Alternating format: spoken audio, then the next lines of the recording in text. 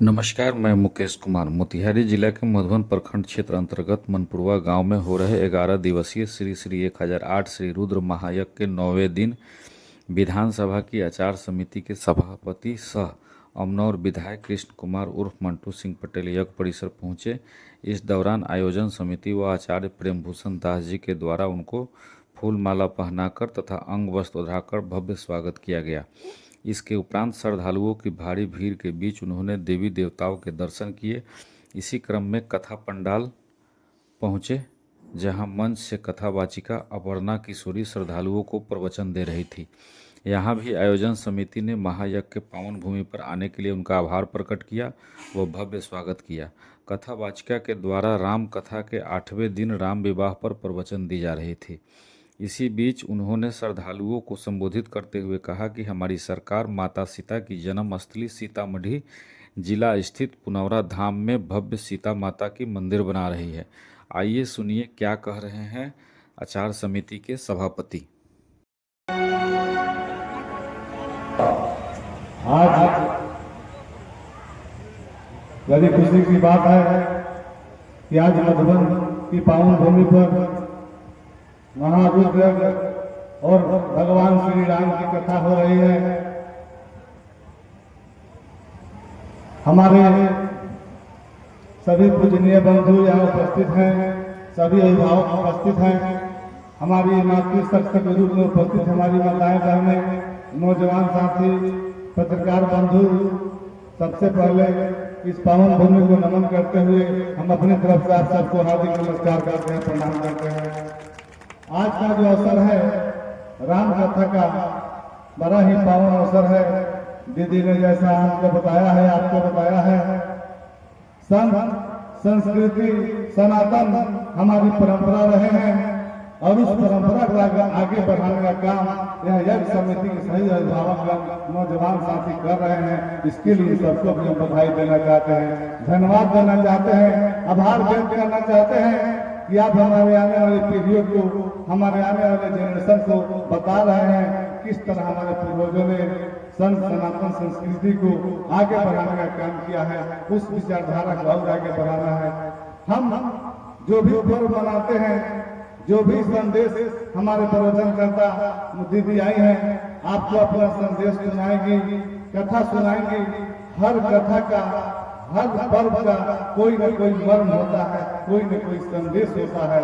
तो हम डॉक्टर से दिखाते हैं, डॉक्टर की फीस 500 हो या 5000 हो, डॉक्टर चाहे कितना भी अच्छा हो, दवा किसको खाना पड़ेगा? दवा किसको खाना पड़ेगा? मरीज को। हमारी दीदी कितने भी अच्छी कथा कहें, सारी बातें आपको विस्तार से बताएं, हमारा यज्ञ करता लोग अच्छा से यज्ञ का आयोजन करें, लेकिन जब तक इसके अपने जीवन में आप नहीं अपनाएंगे तब तक इसका कोई फल नहीं मिलने वाला है, कोई लाभ नहीं मिलने वाला है। हम राम जी की चर्चा कर रही थी दीदी, हम उसी पर दोस्तों जाना चाहते हैं। हम लोग भगवान राम की पूजा करते हैं और राम जी के जितने गुण हैं उस गुण को अध्ययन कर हमें अपने जीवन में अपनाना चाहिए। राम जी अपना भाई के लिए अपना राज छोड़ के चले गए। राज मतलब बिहार का राज नहीं, भारत का राज नहीं, अखंड राज हिमालय से लेकर श्रीलंका तक जो राज था, कितना देश आज बना हुआ है, उस राज को छोड़कर चले गए कि हमको अपने भाई के लिए राज छोड़ देना है। और आज के दौर में अपना भाई के एक धूप जमीन के लिए लोग छुरी मारने के लिए तैयार रह रहे हैं। तो राम जी को मानने का मतलब अपने भाई के लिए, अपने बंधु के लिए, अपने समाज के लिए, राज्य के लिए, पर के लिए, परिवार के लिए त्याग करने की भावना रखना होगा, तब राम जी को मानने का कोई मतलब होता है। हमारी मातृशक्ति के रूप में हमारी बहनें माताएं उपस्थित हैं और चर्चा राम जी के शादी की हो रही थी शायद। तो माता सीता, जिसे हम जगत जननी माता सीता कहते हैं, जिनका जन्म स्थान नहीं बगल में आपके सीतामढ़ी के पुनौरा धाम में है, जहां हमारी सरकार, एनडीए की सरकार, मोदी जी की सरकार, नीतीश जी की सरकार, सरदार जी की सरकार ने 800 करोड़ की लागत से उस धाम को विकसित करने का संकल्प लिया है। और माता ने हमें क्या संदेश दिया है? एक राजा की बेटी, राजा जनक की पुत्री और एक राजा की बहू, राजा दशरथ की बहू और एक राजकुमार की पत्नी, राजा रामचंद्र जी की पत्नी। लेकिन जब वन जाने का समय हुआ तो माता जी ने कहा कि हम भी वन में चलेंगे, हम भी जंगल में रहेंगे, हम भी पहाड़ मानेंगे, हम भी दुख सुख में शामिल रहेंगे। उन्होंने हमारी देश की नहीं दुनिया की हजारों लाखों माताओं बहनों को संदेश दिया कि परिस्थिति चाहे जैसी भी हो, हमें अपने परिवार के साथ खड़ा रहना होगा। ये हमारी माताओं बहनों को संदेश देकर माता सीता गई है। आज के इस अवसर पर हम आपसे यही कहना चाहेंगे कि माता दुर्गा हो या माता सीता हो या हमारी जितनी भी देवी देवताएं हम मानते हैं, सबने कहा है कि अपने बहन बेटी को ताकत दीजिए, उन्हें सम्मान दीजिए, स्नेह दीजिए। हम माता के 9 रूपों की पूजा करते हैं नवरात्रि के अवसर पर, तो 9 रूप कौन है हम उस पर चर्चा नहीं करते हैं। वो 9 रूप हम माँ की जाकर नदी में विदाई कर देते हैं। आपको क्या लगता है माता जी हमारे यहाँ से चली गई? नहीं गई। माता आपके घर में उपस्थित है। वही 9 रूप में आपकी दादी के रूप में, नानी के रूप में, माई के रूप में, मौसी के रूप में, बहन के रूप में, फुआ के रूप में, बेटे के रूप में, दीदी के रूप में।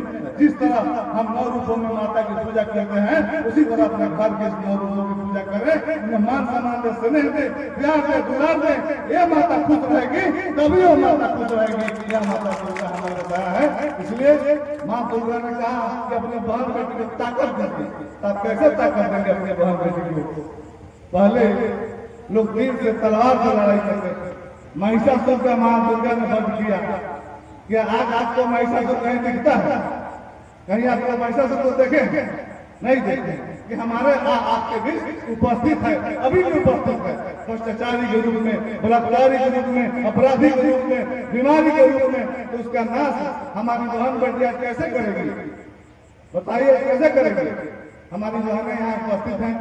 जब हम अपनी बहन बेटी को पढ़ाएंगे, लिखाएंगे, डॉक्टर बनाएंगे, किसी बीमारी का नाश करेगी। अधिकारी बनाओ, वकील बनाएंगे, किसी अपराधी को जेल भेजेगी। जज बनाएंगे, किसी अपराधी को सजा देंगे। एसपी बनाएंगे, दरोगा बनाएंगे, कलेक्टर बनाएंगे, तब हमारी अपने माता खुश होगी। इसलिए अपनी बहन बेटी को ताकत दीजिए, शिक्षा दीजिए, ज्ञान दीजिए, पढ़ाइए, लिखाइए। जब तक हम राम जी को मानने के साथ साथ नहीं जानेंगे, नहीं पढ़ेंगे लिखेंगे, तब तक हमको उसका लाभ नहीं मिलेगा। हमको राम जी के आचरण को पढ़ना होगा, उनको अपने जीवन में अपनाना होगा, तब इस जग का प्रतिफल हम सबको मिलेगा। इसलिए आज के अवसर पर बहुत नहीं बोलते हुए हम जग भगवान से, सभी भगवान से प्रार्थना करते हैं कि यहाँ के सभी बहन बेटियों को, नौजवानों को, सभी बुजुर्गों को, सभी को इतना आशीर्वाद दे, ताकत दे। हमारे प्रधानमंत्री चाहते हैं कि हमारा भारत विकसित भारत बने। हमारे मुख्यमंत्री चाहते हैं हमारा विकसित बिहार बने। अभी आपने देखा है ऑपरेशन सिंदूर चल रहा था और देश की 2 बेटियां सुफिया कुरैशी और प्रियंका सिंह ने पाकिस्तान की राक्षस का नाश करने का काम किया। हमारी बेटी, आपकी बेटी, मधुबन की बेटी, बिहार की बेटी और प्रियंका सिंह का क्या अंतर है? कोई अंतर नहीं है। अंतर ज्ञान और टेक्नोलॉजी का है, शिक्षा का है। हम सब चाहते हैं कि हमारी देश की बेटियां, बेटे में वो ताकत आए शिक्षा के माध्यम से कि जब राष्ट्र के लिए, समाज के लिए, देश के लिए कदम बढ़ाने की जरूरत हो तो उनके कदम छिटके नहीं। और आपको एक और बात बता के लेना चाहते हैं, हमारा बेटा, आपका बेटा, आपकी बेटी या किसी की बेटा बेटी तब तक आपका बेटा बेटी है जब तक वो सफल नहीं हो जाता है। जिस दिन सफल हो जाएगा, मधुबन का बेटा होगा, बिहार की बेटी होगी, देश का बेटा होगा। क्षमता आपकी बेटा और बेटी में है, उसे पढ़ाइए, लिखाइए, आगे बढ़ाइए। और जग महोदय से यही आग्रह करेंगे, निवेदन करेंगे सभी देवी देवताओं से कि यहाँ के बेटों बेटियों में ताकत दे, आशीर्वाद दे। यहाँ के बेटे बेटियां पढ़ लिख कर देश और दुनिया में मधुबन का नाम रोशन करें। इन्हीं शुभकामनाओं के साथ आप अपना बुला मान सम्मान देने के लिए हम जीवन में कहीं आपके काम आ जाएंगे तो बहुत खुशी होगी। हमें मंत्री बनने का अवसर मिला तो हमने बिहार के 247 विधानसभा क्षेत्र में डिजिटल लाइब्रेरी दिया कि कंप्यूटर की शिक्षा हमारी माताएं बहनें जिनके पास साधन नहीं हो वो जाकर पढ़ लिख कर देश और दुनिया के प्रगति में भागीदार बने।